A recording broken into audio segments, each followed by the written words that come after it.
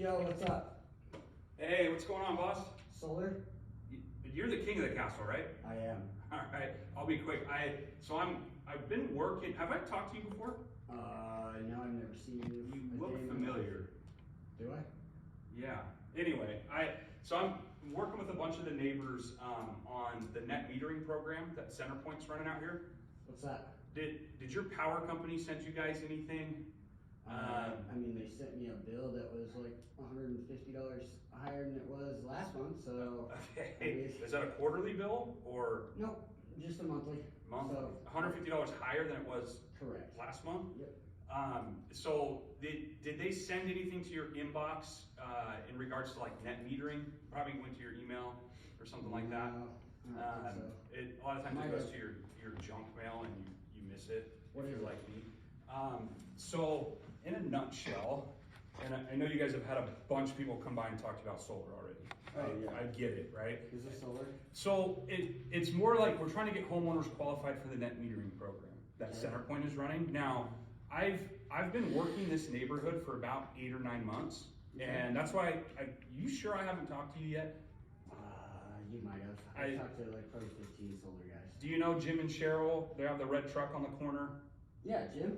Yeah. Yeah. Okay. So yeah, I actually have been working with them for the last couple months as well. Okay. If you don't mind me asking, what power company do you guys use here? We use Champion. Champion. Have you been with them for a while or? For 10 years. 10 years? Yep. Oh wow. Okay. And how long have you guys lived in the home? About 15. About 15 years. Okay.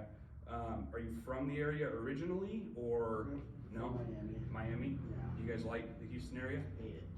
Okay. Well, I get you. Well, if you're from South Florida, I mean, Exactly. it's a little bit better down there. I get it.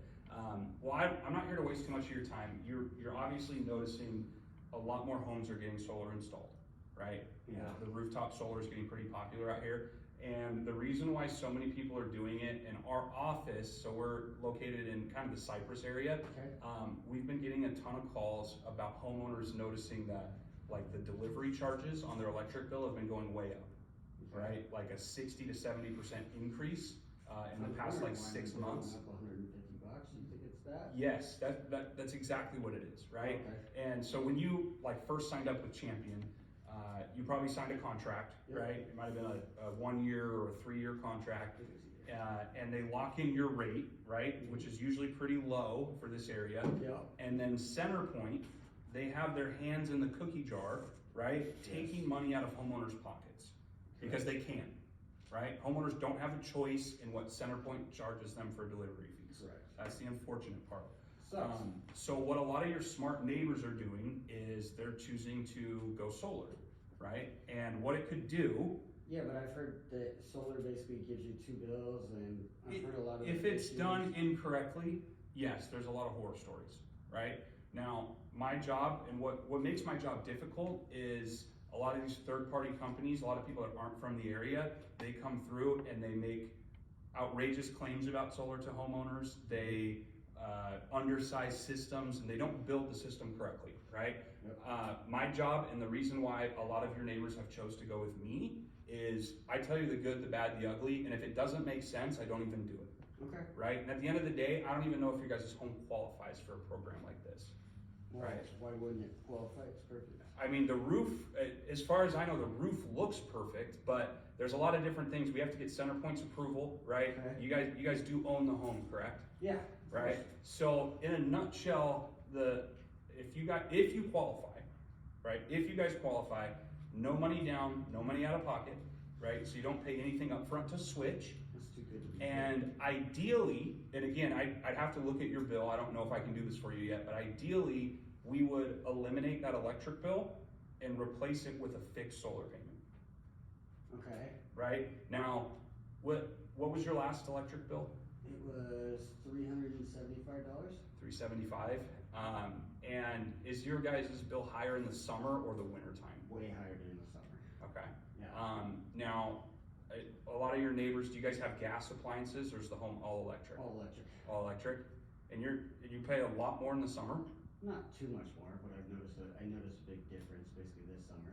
What did it get up to this summer? And the highest one was $450. 450? Yeah. And then in the wintertime, Still about 225. Okay, so somewhere between 200 and 450 Correct. is what it ranges. Yep. And the home is how old, did you say? It's about 15 years. 15 years. Yeah. Now, since you guys have moved in, have you upgraded to a smart thermostat? Or do you guys still use the one? We use our regular one. The regular one? Yeah. You guys program it, or do you leave it at like We this? program it. Program it? Yeah. So you guys leave it at the same temperature? 68. Gotcha.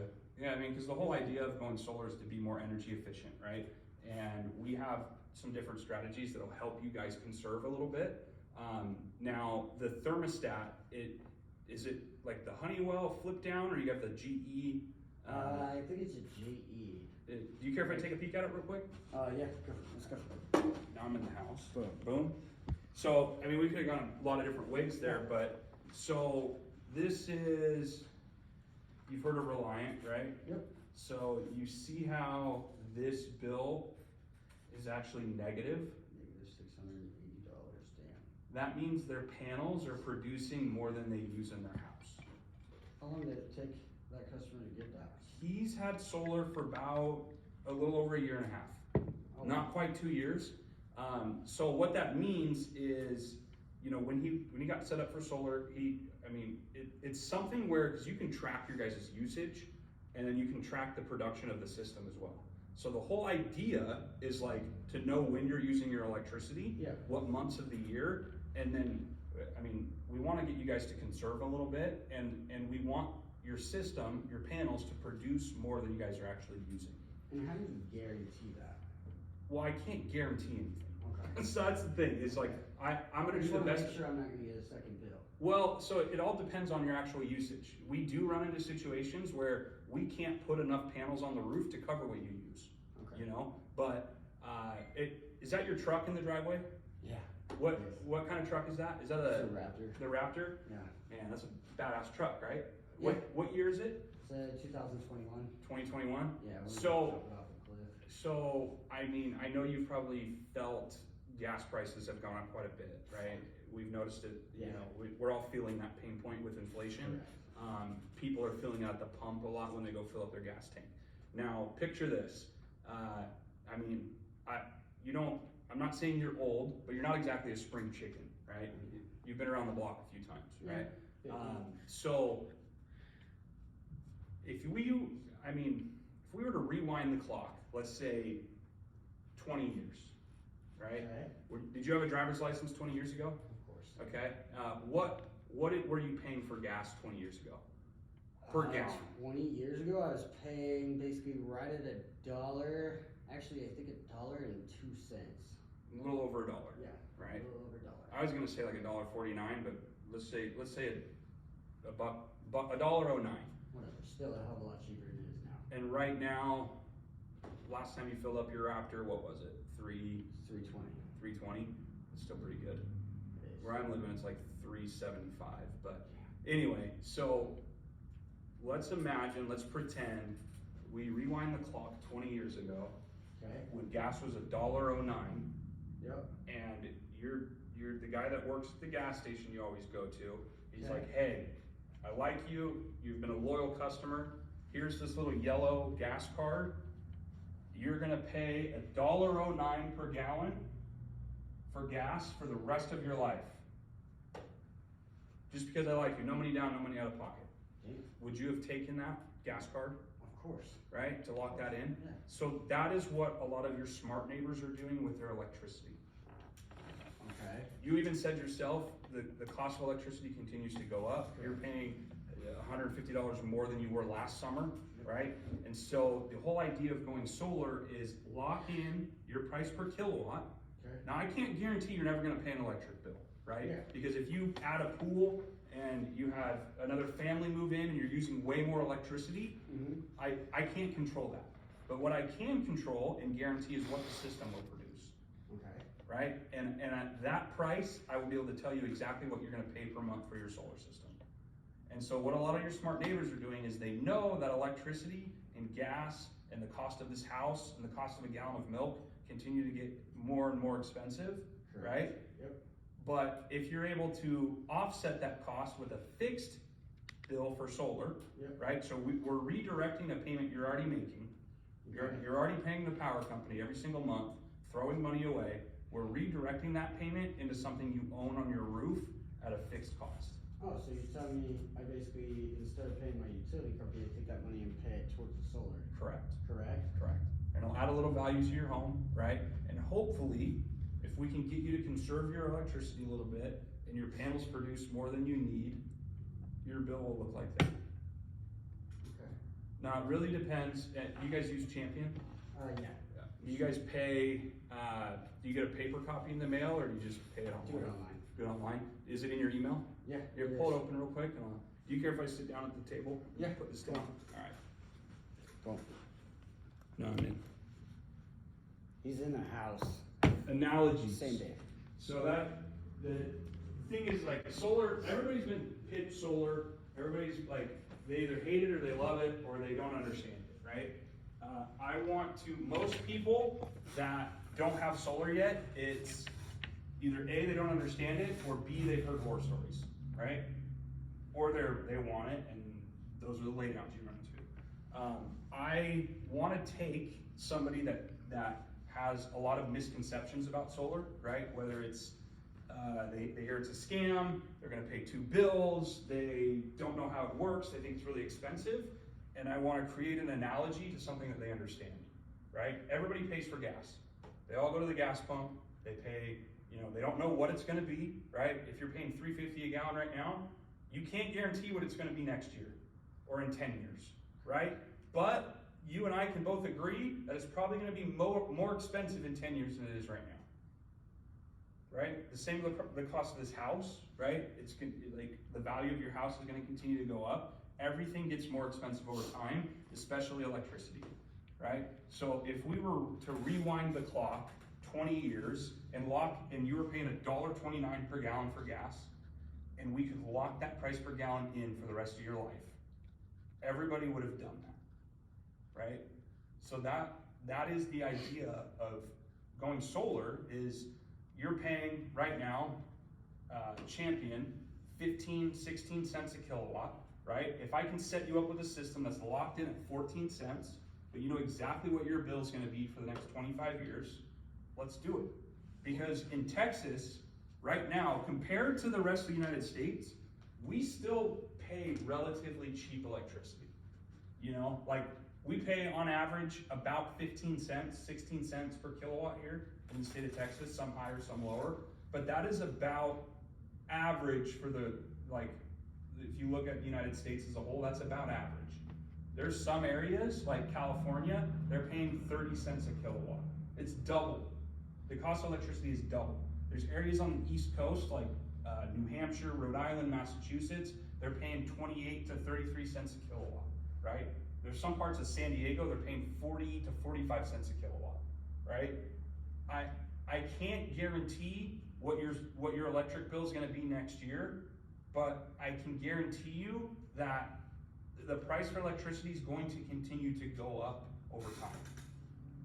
You and I can both agree on that, right? And so we have to make sure the homeowner understands, and they have to be that is where the conviction needs to come in. Is you need to strike the fear of God into these homeowners that their electric bill is going to go up.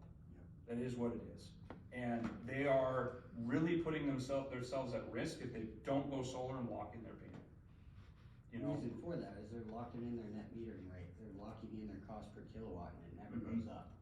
You don't need to overpromise, right? You don't need to say you're never going to pay an electric bill again, or you're going to get paid back by you're going to get a huge check from the government, or I don't want you to have to promise that stuff. You just need to build value in fear of loss, because if they don't do this, they're going to continue, you might pay $200 right now. In 5 years, it could be $400, right? For most average Americans, if the monthly bills that they pay double, that's going to put them in a pretty tough spot, And the whole grand scheme of things is our grid as a whole in Texas, where we get our power, is very, very vulnerable, right? We had that huge storm a couple years ago in the wintertime, and majority of the state lost power for 5 or 7 days, and it was crazy, right? It was pandemonium. And it's no secret that more people are moving to the state of Texas than anywhere in the US, right? Houston, DFW, Austin, the cities are growing like crazy.